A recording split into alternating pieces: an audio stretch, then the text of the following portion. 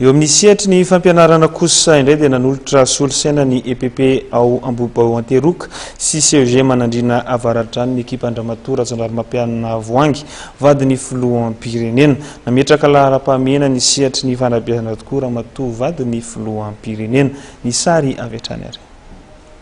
Nitoloran'ny ekipa Andramatoa Rajaonarimampianina Voangy solotsaina manaraka nika farany amin'ny teknôlôjia ireo sekoly EPP ao Ambohibao Anteroka sy ny CEG manandrina avaradrano. Nitotsaina teny amin'ny lapam-panjakana etsy Ambotsiroatra ny lanonana fanolorana izany fitaovan'izany. Ho fanamaivanana ireo asam-panjakana izay sahaniny ao anivon'ireo sekoly nahazo tombontsoa ireo fitaovana. Tamin'ny kafaliana sy haravona tokoa no nandraisan'ireo talehan'ireo sekoly ireo solotsaina. Ny antony nangatahako an'ilay solotsaina zany dia mba mora ny asa ao amin'ny birao.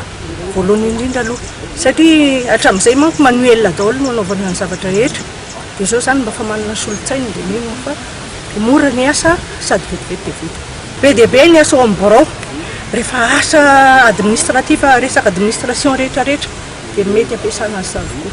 Ho avy teny fanadinana amin'izao fotoana izao dia miezaka ny fanjakana mba informatisena daholo zany ny indrindra ny ampianarana ihany ny vokam-panadinana ka dia tsapanefa manamaivana ary manampy anay be dia be tokoa izao fahazahoanay ordinateur izao avy amin'ny fanjakana. Fanatanterahana ny fampanantenana izay nataon'ny Ramatoa Rajaonarimampianina Voangy izao fanolorana fitaovan'izao. Ho famaliana ihany koa ny fangatahan'ireo sekoly taorin'ny hifanokanareo tranomboky tao amin'ireo sekoly nahazo tombontsoa. Napetraky ny vadiny filoham-pirenena ho laharam-pahamehana ao anatin'ny fandarana asany tokoa ny sehatry ny fanabeazana, ny fahasalamana ary ny fampiroboroboana ny vehivavy. Dia indray ry mpijery hajaina ny masakazona tolotra ho antsika tamin'ity andro an'ity tato anatin'ny vaovaon'ny fahitalavitra MATV.